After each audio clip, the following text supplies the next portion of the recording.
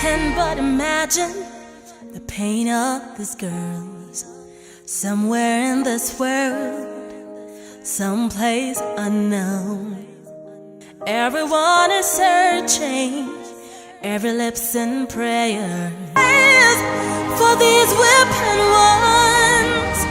Come let us rain. We have taken this time to come directly to our communities that are under attack, to commiserate with the people, to feel with the people the pains they are passing through,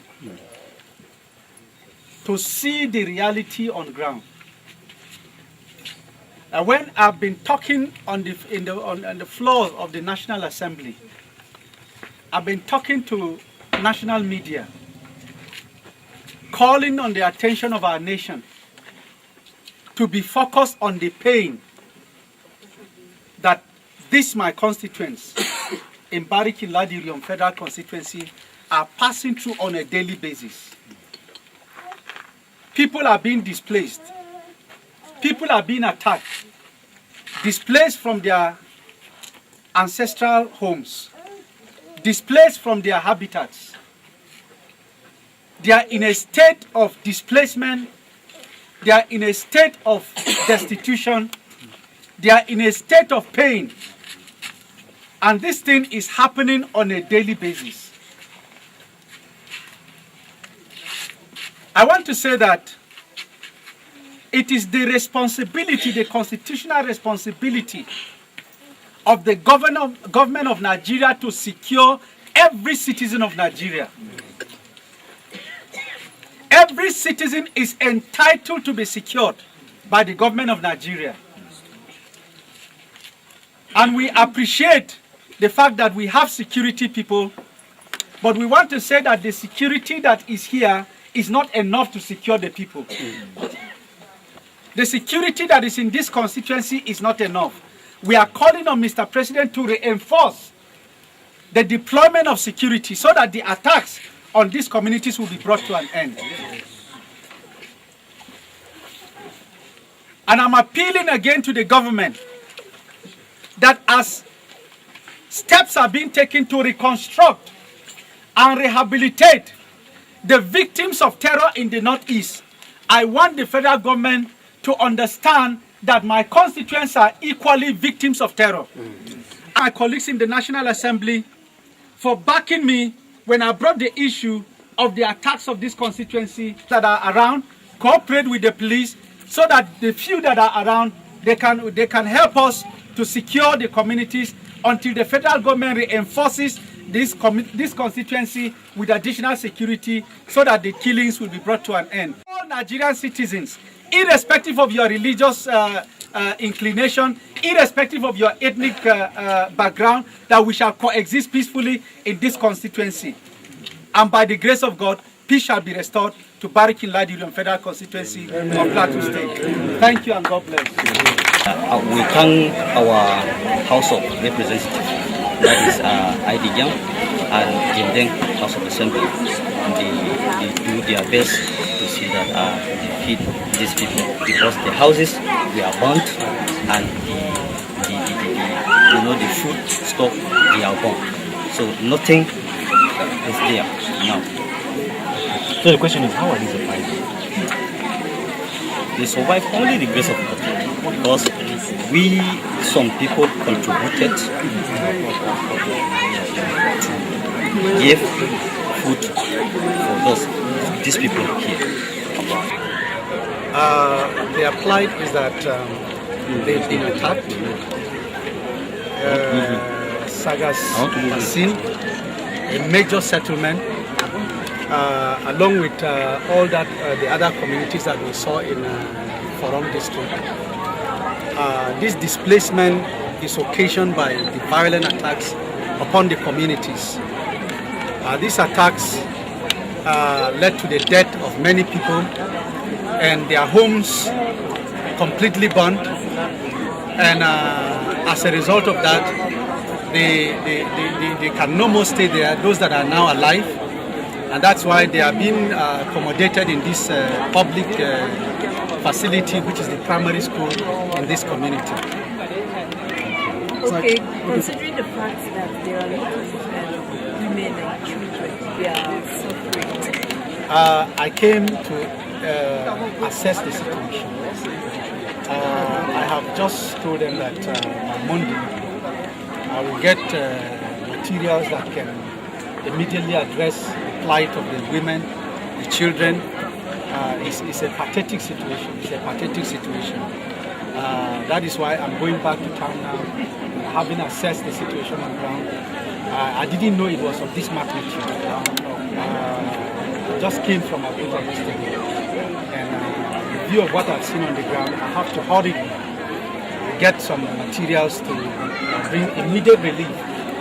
And I will also link up with the National Emergency Relief Agency to provide some, to intervene in this situation, to ensure that some succor is brought to this, the hardship that these people are facing.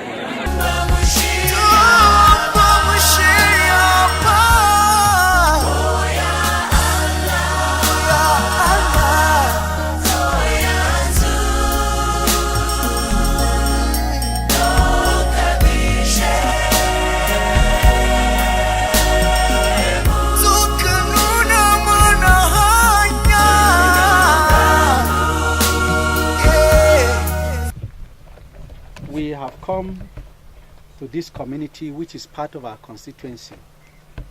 The very people that have elected us to represent them at these levels of government. And we have seen what has happened to this community,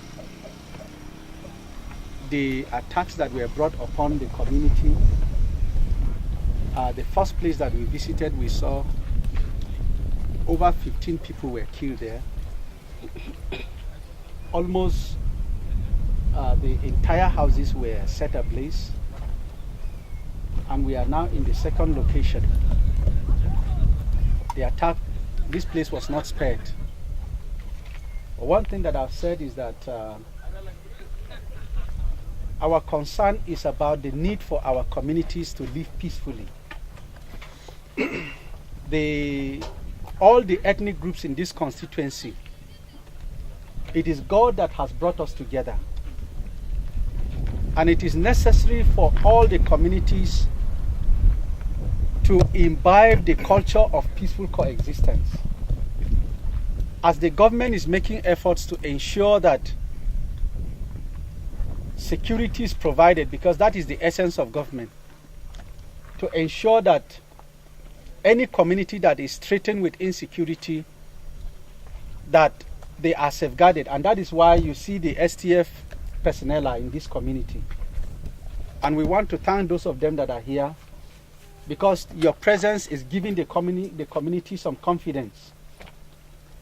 And we believe very strongly that your presence here is a statement that government is not resting on its oars to ensure that safety is brought to bear on the people that are living in this community. But one thing that we have noted is that in the past, the conflict between herdsmen and farmers was over farmlands, farmland encroachment, over cattle rustling. But over the years, we are seeing a different dimension that is happening. What is happening now is that whole communities are being attacked and displaced. And what follows is the occupation of the displaced communities. So it is no more an issue of cattle rustling and farmland destruction, though there is still malicious destruction of farmlands that we are witnessing, and cattle theft here and there.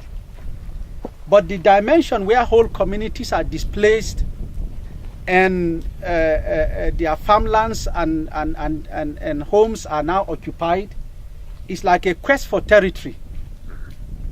And this is something that is a development that we are going to take up at the at the level of the representation that we have just been elected to.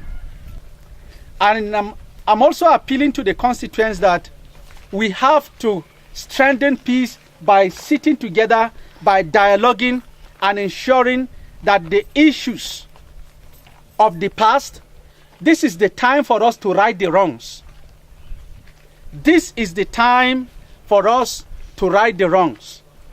This is the time to fix the problem. It is not the time to fix the blame. It is time to fix the problem. And I am here as part of the solution to this issue that has bedeviled this constituency and indeed this state and parts of the nation, to ensure that all communities that are threatened by insecurity, by the grace of God, at the 8th Assembly and with the President-elect, by the time he's sworn in and by the time we are inaugurated, that we join hands to ensure that peace is not only brought to the Northeast that has been bedeviled by the Boko Haram attacks, but particularly in this constituency, the Biladi Federal Constituency of Plateau State, that for once, peace is brought to bear in this community. But where there is no peace, development becomes difficult.